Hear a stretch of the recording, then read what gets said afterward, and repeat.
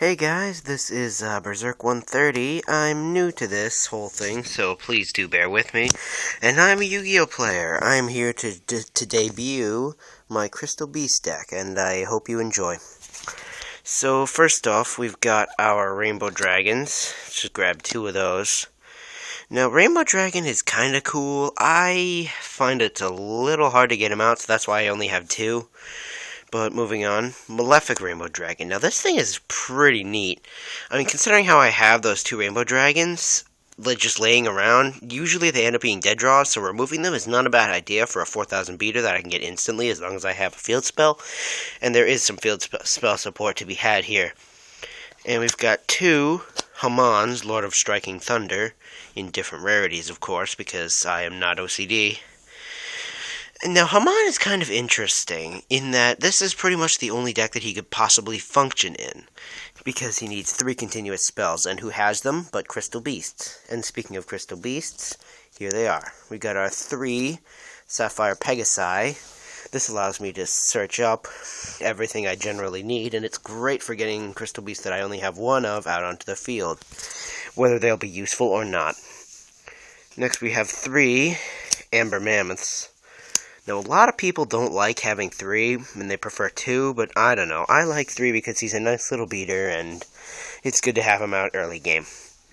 And then we have the standard three Topaz Tigers. Now, Topaz Tiger is generally the only one that everyone always has three of, because he's just kind of cool, 2,000 beater every time he attacks. And of course, he's a Crystal Beast, and you kind of have to have him. Next, I've got two Cobalt Eagles. Now, Cobalt Eagle is a bit of a problem for me. I don't really like him much, but, you know, he's pretty good, and he's definitely better than Amethyst Cat. Now, Amethyst Cat I pretty much have for the sole reason that I need her in order to get out Rainbow Dragon, and she makes a good target for Pegasus.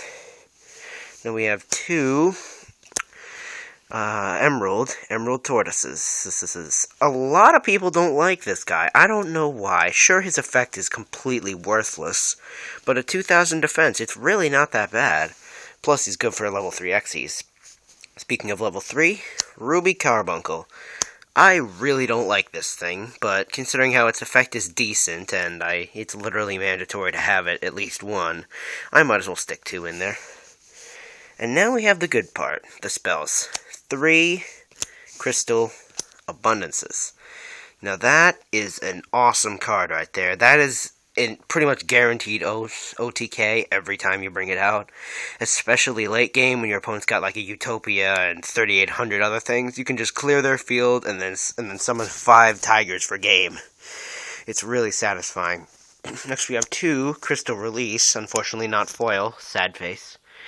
Crystal Release is kind of cool because it's a really strong equipped spell, and it gives the Crystal Beast some beating power, and they kind of do need it. Now, 3 of the standard Rainbow Ruins. It's really not as useful as everyone makes it out to be, but it's still a really nice card. It's got draw power, it's got protection for itself, it can have my battle damage, all that other nice things. Crystal Promise, pretty basic. It just clears up the spell trap zones and, I don't know, gives me a handy monster. Especially that's where Carbuncle comes in, well, handy. 2 Creature Swaps. Oh, Creature Swap is kinda cool.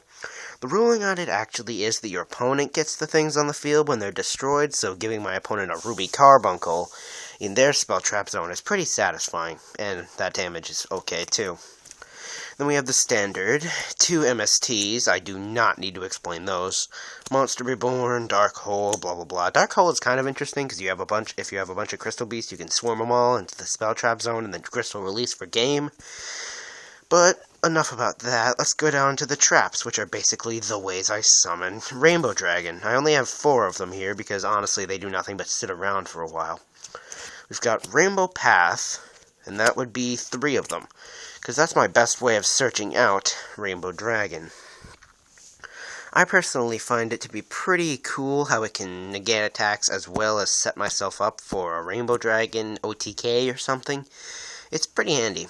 Next we've got Call of the Haunted. I'm planning on getting a couple more of these whenever possible, but they're hard to find now that they're unlimited. Especially in like foil, original Legend of Blue Eyes, or something like that. And for my last one, I've got Last Resort. Huh, kind of fitting.